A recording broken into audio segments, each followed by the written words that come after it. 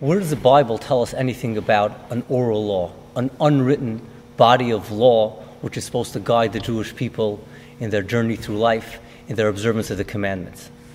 In fact, the Torah speaks of the scroll of the law and how it contains all of the commandments. How do we explain the oral law in light of what the Bible teaches us about the law of Moses?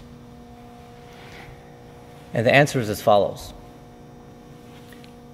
We see that when the Torah wants to pass on information to future generations, at no point in the Torah does it tell us that the future generations should read the Torah in order to discover, to find out what happened to our ancestors when they went out of Egypt, when they wandered in the desert, the Sinai revelation.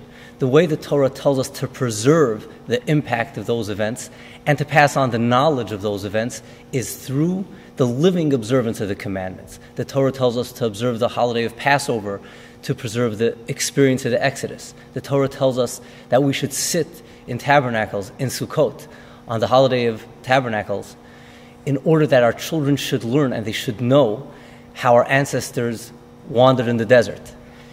The Torah is demonstrating through this that knowledge is not passed on simply through the passing on, the reading of written words. Rather, knowledge is more accurately and more totally passed on through the hearts of people, through a living nation. The way people live it and observe it, that's the way we pass on the spirit of the commandments. That's the way we pass on the meaning of the commandments. King David in the book of Psalms speaks of the commandments as if they were people. He speaks in Psalm 119. He tells us that God's commandments are his advisors. They're the men of his counsel.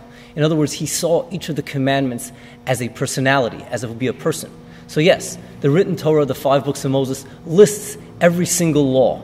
It tells us, it will be like a roll book, which tells us the name of every individual. But you don't know the person just by reading his name. You have to encounter the person. You have to meet the person. And each one of the commandments is a personality, is an experience. And the only way that the personality could be passed on is by meeting it up in a living way through the testimony of living people. And that is the oral law, and that is how we know that it's biblical.